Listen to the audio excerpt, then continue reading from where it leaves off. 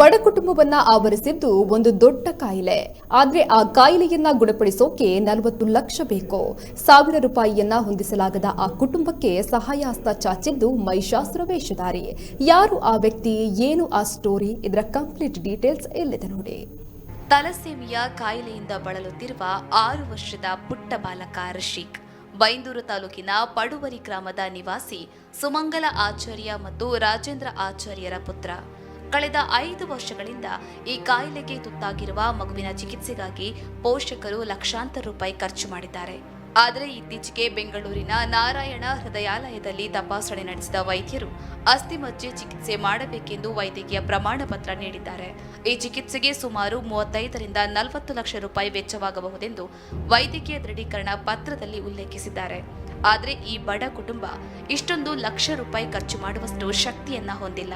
ಹಾಗಾಗಿ ಈ ಕುಟುಂಬ ದಾನಿಗಳ ಸಹಾಯ ಹಸ್ತದ ನಿರೀಕ್ಷೆಯಲ್ಲಿತ್ತು.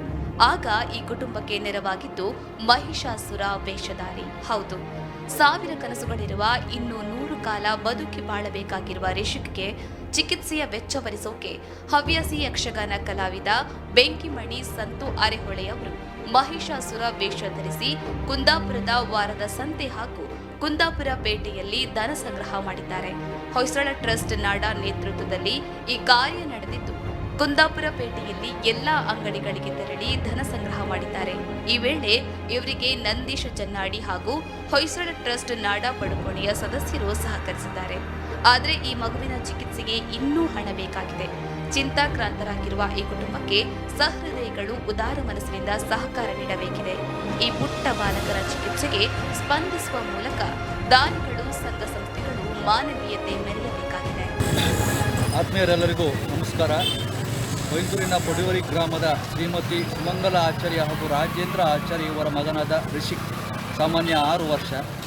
ಈತ ಕಳೆದ 5 ವರ್ಷದಿಂದ ತಲಸೇಮಿಯ ಮೇಜರ್ ಕಾಯಿಲೆಯಿಂದ ಬಳಲುತ್ತಿದ್ದು ಇದಕ್ಕೆ ಅಗತ್ಯವಿದ್ದು ಸುಮಾರು 38ರಿಂದ 40 ಲಕ್ಷ ವೆಚ್ಚ ತಗುಲುತ್ತದೆ ಎಂದು ಬೆಂಗಳೂರಿನ ನಾರಾಯಣ ಹೃದಯಾಲಯ ವೈದ್ಯರು ದೃಢೀಕರಿಸುತ್ತಿರುತ್ತಾರೆ.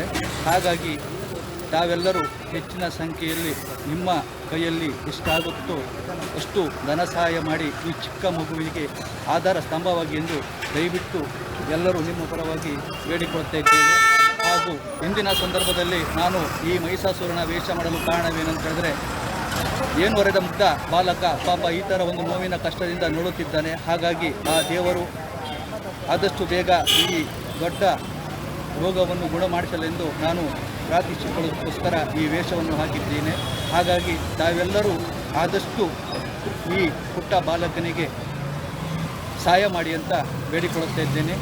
ಹಾಗೂ ಇದಕ್ಕೆ ಗೂಗಲ್ ಪೇ ಇರ್ಬೋದು, ಉಳಿದ ವಿಚಾರದಲ್ಲಿಯೂ ಎಲ್ಲರೂ ಆದಷ್ಟು ತಮ್ಮ ತಮ್ಮ ಕೈಯಲ್ಲದ ಧನ ಸಹಾಯವನ್ನು ಮಾಡಿ ಅಂತ ಬೇಡಿಕೊಳ್ತಾ ಇದ್ದೇನೆ. ಎಲ್ಲರಿಗೂ ನಮಸ್ತೆ.